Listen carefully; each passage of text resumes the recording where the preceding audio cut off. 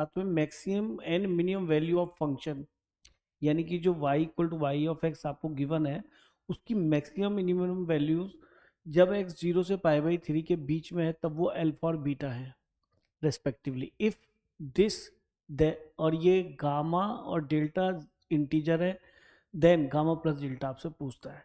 तो देखिए यहाँ से साफ साफ क्लियर है। कोई स्टूडेंट कहेंगे सब्स्टिट्यूशन मेथड क्यों बोला मैंने यहाँ पे, तो वो क्लियर है कि जब हम यहाँ पे देखते हैं कि x plus Y plus two का होल स्क्वायर, अगर मैं होल स्क्वायर एक्सपेंड भी करूंगा तो यहाँ पे आपको कभी भी ये मौका नहीं मिलेगा कि आप x और y को सेपरेट कर पाए। तो बेटा इज दिस कि हम यहाँ पे x plus Y plus two को एक नया वेरिएबल t लेट कर लेते हैं और इसको डिफ्रेंशिएट करते विद रिस्पेक्ट टू x। तो ये 1 बनेगा, y का derivative dy by D X, two का 0 और t का dt by D X with respect to x किया है हमने। तो यहाँ से dy बाई डी एक्स, ये dx इधर आ जाएगा, तो dy बाई डी एक्स की वैल्यू क्या मिलेगी हमें, इसको तो रख देते हैं हम क्या t, तो ये तो हो गया टी स्क्वायर, और dy बाई डी एक्स की क्या देते हैं 1 को उधर ले आते हैं तो dt over D x minus 1। अगले स्टेप में 1 इधर आ जाएगा है ना, तो ये बन जाएगा टी स्क्वायर प्लस 1। तो आप देख पा रहे हैं कि वेरिएबल सेपरेट हो चुके हैं। तो आपको फील हो रहा होगा यार कितना इजी क्वेश्चन बना के दिया है, लेकिन हो सकता है थोड़ा आगे हमें मेहनत करनी पड़े क्योंकि आजकल कुछ ना कुछ नया पूछने लगते हैं यहाँ पे कुछ देखे। तो ये तो x के रेस्पेक्ट में है तो ये तो x ही बन जाएगा, ये tan इनवर्स t हो जाएगा और प्लस c, और क्यों ना t की वैल्यू रखी दें, t था x plus Y plus two, X plus Y plus two plus constant integration C. ये हमारा डिफरेंशियल इक्वेशन सॉल्व होके जनरल सॉल्यूशन आ गया, यानी कि फैमिली ऑफ कर्व आ गया। अब सी के लिए उससे कहानी दे रखी है, ये पर्टिकुलर सॉल्यूशन आ जाएगा फैमिली की जगह ना।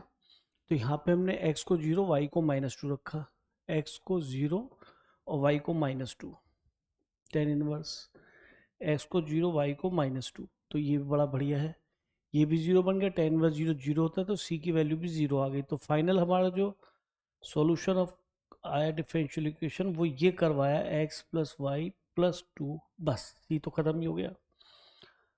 अब आगे कहानी यहाँ चलती है कि हमें फंक्शन निकालना है तो y की वैल्यू निकालनी है। तो टेन वर्स को इधर ले आइए, टेन एक्स हो गया ये, और x 0 से π/2 होता है तो टेन डिफाइन भी होता है, इनवर्स भी डिफाइन होता है उसका, 1/1/2 होता है उसके बीच में, है ना, क्योंकि -π/2 से π/2 के लिए तो 1/1/2 बनता है टेन, तो इनवर्स ही बना सकते हैं। तो ये तो उसका सब इंटरवल है।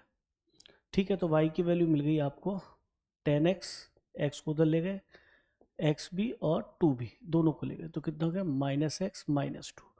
अब हमारा काम स्टार्ट होता है कि sir alpha beta respectively the maximum and minimum values of F X, Y is F X, है ना। तो ठीक है, अब क्योंकि इसमें x फंसा हुआ है, अगर ट्रिग्नोमेट्री की बात हो रही होती 10x की केवल, तो मैं मैक्सिमम मिनिमम वैसे बताया था कि भाई 10x का कर्व इंक्रीजिंग होता है तो 0 पे सबसे छोटी वैल्यू देगा और π/3 पे सबसे बड़ी देगा। लेकिन हम x फंसा हुआ है तो मुझे कैसे जाना पड़ेगा, मैक्सिमम मिनिमा से जाना पड़ेगा, और कोई अल्टरनेटिव नहीं है इसे करने का। तो हमने इसको डिफ्रेंशिएट कर दिया, तो dy बाई डी एक्स, ये हम मैक्सिमम मिनिमम वैल्यू के लिए जा रहे हैं बेटा, ये हो जाएगा सेक स्क्वायर एक्स -1, और सेक स्क्वायर एक्स -1 क्या होता है हमारा, I think ten square x, और टेन स्क्वायर एक्स कैसा नंबर है, being a perfect square greater than 0 हो जाएगा, और इक्वल टू 0 भी होता है, लेकिन ये एक ही पॉइंट पे 0 होगा, तो इसलिए फंक्शन कैसा हो गया इंक्रीजिंग। और ये कहानी हम जानते हैं अगर कोई फंक्शन इंक्रीजिंग है तो कम एक्स पे यानी कि लीस्ट एक्स पे आपको लीस्ट वैल्यू मिलेगी, और ज़्यादा एक्स पे यानी कि मोर एक्स पे आपको मोर वैल्यू मिलेगी।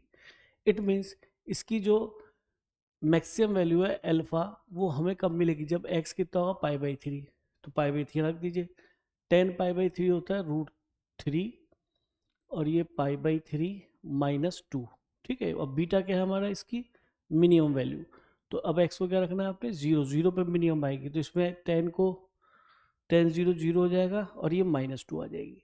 तो ठीक है, अल्फा बीटा आ गए। अब खेल खेलना है इसके साथ, ठीक है। तो 3 पाई प्लस अल्फा का होल स्क्वायर, तो पहले काम करते हैं, इसको 3 से मल्टीप्लाई कर लेते हैं, तो 3 अल्फा 3√3 -पाई और -6, तो 3 पाई प्लस अल्फा बन जाएगा, दिख भी रहा है ना।